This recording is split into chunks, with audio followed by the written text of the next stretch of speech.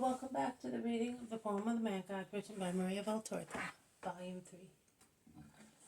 Chapter 409, Part 3, The Miraculous Gleaning in the Plain. From behind Jesus' back, his friend makes wide gestures to the old woman, but with her veiled eyes she cannot see them. In any case, she is too intent on watching Jesus. Her old mother's heart is deeply moved. You are in a sweat, son. Come here in the shade of this tree. Sit down. Look how you are streaming with perspiration. Dry yourself with my veil. It is worn but clean. Here, take it, son. Thank you, mother. Blessed be your mother, the mother of so good a son. Tell me your name and hers, that I may mention them to God to bless you. Mary and Jesus. Mary and Jesus. Mary and Jesus. Wait. Once I shed bitter tears. The son of my son was killed for defending his baby boy, and my son died of grief. And at that time they said that the innocent was killed because they were looking for one whose name was Jesus. Now I am on the threshold of death, and that name is coming back to me. You wept then, mother, because of that name. May that name bless you now. May that name now bless you. You are that Jesus? Say so to a poor woman who is about to die, and who has lived without cursing, because she was told that her grief served to save the Messiah for Israel. John doubles his gestures. Jesus is silent. Oh, tell me, is it you? You? Blessing me at the end of my life? In the name of God, speak. It is I. Ah! The old woman prostrates herself on the ground. My Savior! I have lived in expectation, and I no longer hoped to see you. Shall I see your triumph? No, mother.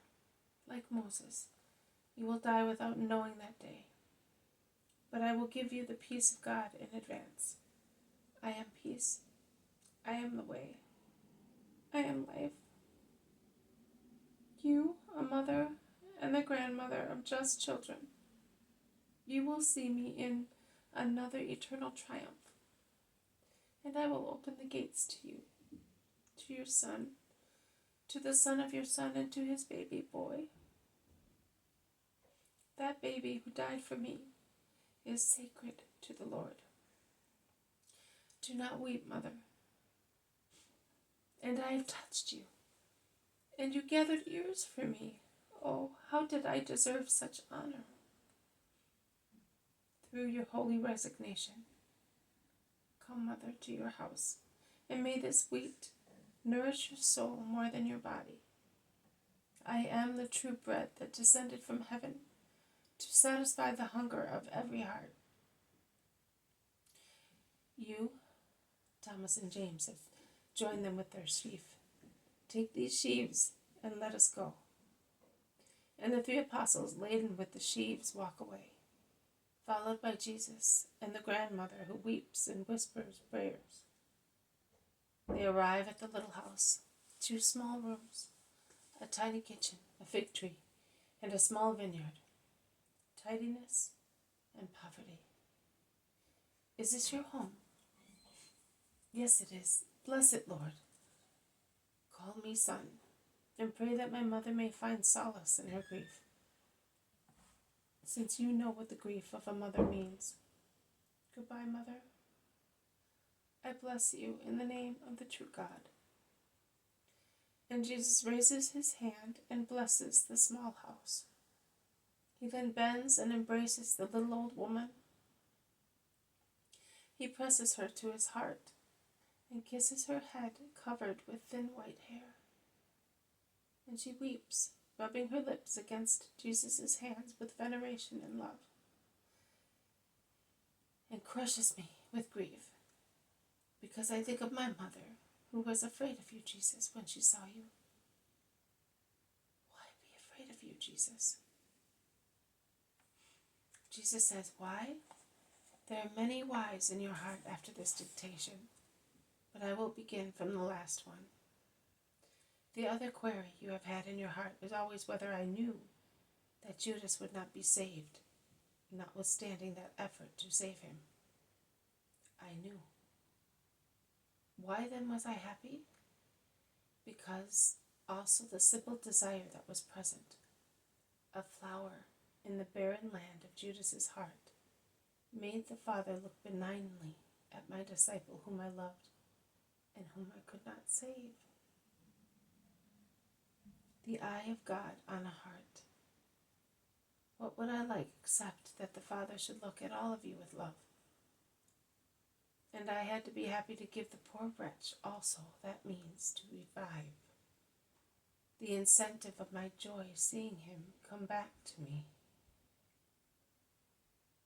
One day after my death, John became acquainted with this truth, and he told Peter, James, Andrew, and the others, because I had ordered my best loved apostle, who was acquainted with all the secrets of my heart, to do so.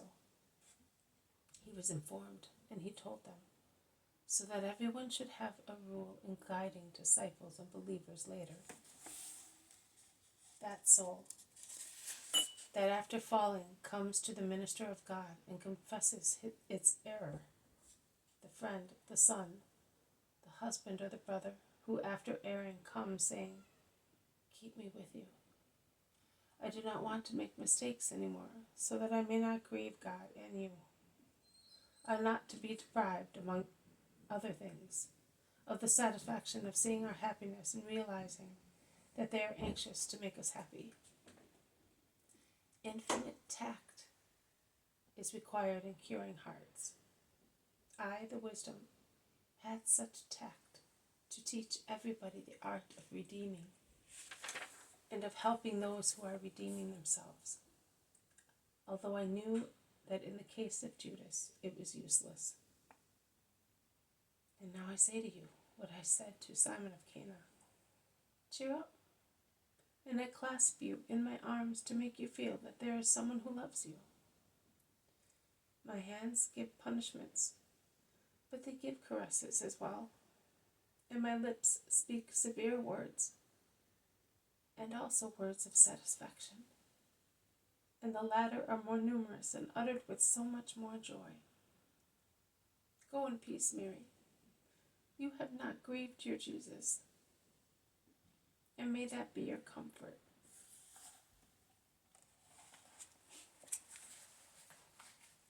This has been a reading from the poem of the Man God, written by Maria Valtorta, Volume 3, Chapter 409, Part 3, The Miraculous, Gleaning in the Plain. Thank you for listening. I will see you tomorrow. May God bless you, and may peace be with you.